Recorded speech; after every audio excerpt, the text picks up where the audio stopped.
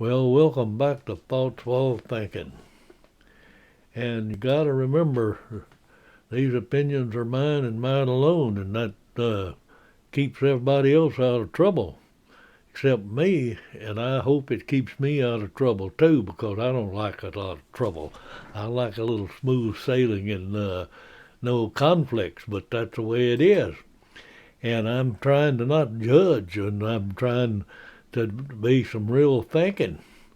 And even if I'm rearranging my prejudices, maybe I'm still doing some of my thinking.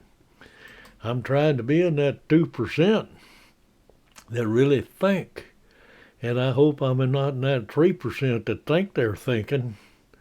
I hope that I'm really not in that 95% that rather die than think. But I think there's a lot of people out there that ain't a thinking. And we're talking about a little old cowboy wisdom right now. It's never approach a bull from the front, a horse from the rear, and never approach an idiot from any direction. Well, I think that is probably one of our problems of approaching Congress and getting some of this stuff squared away and getting some common sense back in here. And I just wonder if we'll ever have common sense again. It's going to be common. I know country thinking I got to go along with. But we're in this political correctness, and we're treading down that, and we've been in it for a long time. But these guys here, they had that political correctness 50 years or so before the West ever caught on to it. And, they murdered millions of people of that political correctness in Russia and China and those different places like that. They just ruthless, and we're ruthless here. And it's a dangerous deal. This political correctness is opening up to our security. I mean, we just are goofy in the way we're approaching this. And they're getting on to you no matter what color, shape, or form you're in. Somebody's going to holler for racism. That's the battle cry right now is racism, and it don't matter. Whatever they're talking about, you're a racist.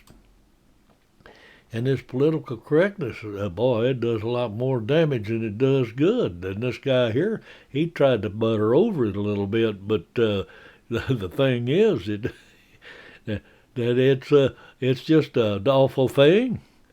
And the scales of justice are not out of balance. Our scales of pursuit of law, it is the ones that's holding these scales that's out of balance. And that is where we are right now, though. The ones that in power in Washington is holding those scales, and it's totally out of balance, and our justice is just being whittled away with. And political correctness is mostly one-sided. If you're black, you can say, "Oh, I'm proud to be a black," and nobody cares, and it's okay, and say it's nice and that sort of thing. But if I say I'm white, then I'm a racist. Think about that a little bit. Maybe I don't want to be a racist. I don't think I'm a racist, but just 'cause I'm white, that makes me a racist. So I don't know about that.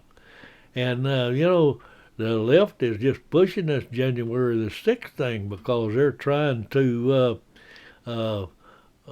do away with Trump and maybe put him in jail or something and make a crime out of their January the 6th hearings. But they're making a joke of themselves on that, and the people are not interested in their hearing all that much. They're interested in the economy and the work and the inflation and the price of food and oil and gas going up. And they're sitting there wondering whether they're going to have enough money to fill up their gas tank to go to work. And all they can hear is that January the 6th stuff on the mainstream media. and it's just another propaganda deal. And they're going to keep fanning that flag till they think they got to where they want to be.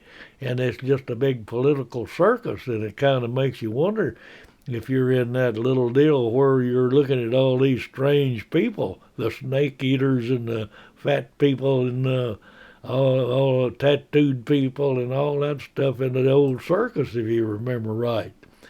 And the Democrats, they just come up with Biden because he is about the best thing they had, and that's pretty bad. And they passed that gun control act. It's got that red flag law in it, and that red flag law is a dangerous thing. If you post something on Facebook or Twitter or someplace and if somebody don't like it, they can complain about it and call you a danger and report you, and then they can come and get your guns without due process. They can force you to give them up without due process under the red flag law. And, I'm thinking it's unconstitutional because it does away with due process. And I think the Supreme Court's going to agree with me, and I'm sure they're going to be hearing it. And I think we are safe on keeping our guns, but we got to be vigilant about this, and we got to get off our rear ends and get up and combat this insurrection on our liberties that's taking place.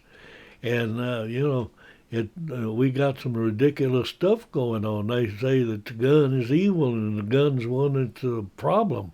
Well, it's kind of like this kid here. He says, the teacher says the gun kills people. He said, well, if that's the case, my pencil fell on my map. Well, that's about what sense it makes. And I think that that is what we got to look at and think about. And, this sign here, I'm wondering about that. If there's no conspiracy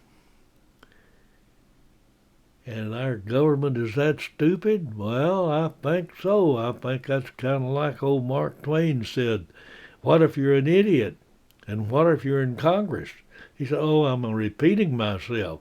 Well, that's the reason we can't face Congress head on or from the rear. I don't know how we face them, but we got to get to them and do something about it because they're still cramming that political correctness, and their red flag is just a hammer in the nail into the Constitution and our Bill of Rights. And I think that it's not going to stand up. And it all interferes with our free speech, and that's what they're taking away from us by this political correctness is free speech. And the TSA, they're just sitting there violating your personal rights and liberty, come right and left, and doing away with your due process and our search and seizure, and. And these young millennials are sitting there hollering everything's not fair. Well, that's because they were spoiled brats when they were growing up. The parents didn't correct them like they ought to. And it looks to me like that these kids going into college this day and age are just leaving their brain at home or someplace. They're not using it. It's just like a sponge. They're just absorbing all of that crap from the schools that they're in through osmosis and all that stuff. And the dumb gets dumber. And, I don't know how to rephrase that. But I'm, not a real big fan of Bill Maher, and I disagree with him on most of his stuff. But sometimes he gets things right, and he's a good comedian, and he's got it nailed down here. And I think he's just got it really. If the kids knew at the age of 8 what they wanted to be, the world would be full of cowboys and princesses. He said, I wanted to be a pirate, and thank God nobody took me seriously and scheduled eye removal and peg leg surgery. Well, if I don't put it in there, I'm that's stout and strong, and I think I appreciate him saying that. And Chief Justice Warren back there said, when the rights of any individual or group are chipped away, the freedom of all erodes. And we're just getting our rights and freedoms chipped away on a daily basis, and we got to do something about that. And no matter how you feel about those guns, you need to educate yourself about the historical truths of how what happened to disarmed populations. We can do some little reminders here. Look at Germany. Look at China when they took over. Look at Russia. They all got together and they killed millions and millions of people to secure their power positions. And you're going to have to be bold enough to live life on your own terms and not apologize for it and stand up and do something about it. And it's kind of like these old fellas here says, he said to keep he's trying to stay out of trouble too. He says, all I'm saying is an animal, and the difference between an animal and a human is that an animal would never put their dumbest as their leader. And old Albert Einstein, I bring him up again because I like him. And he had this statement said, in the middle of every difficulty lies opportunity. Well, we've got an opportunity here coming up in the next 6 months in elections, and we got an opportunity to make some difference in freedom. And we can argue about rocks, and we do a lot of arguing about rocks. That seems like what they do, but maybe this is not a rock. Maybe this is a petrified emu egg. Well, that's my thoughts while thinking, and adios amigos, and we'll see you on the flip side.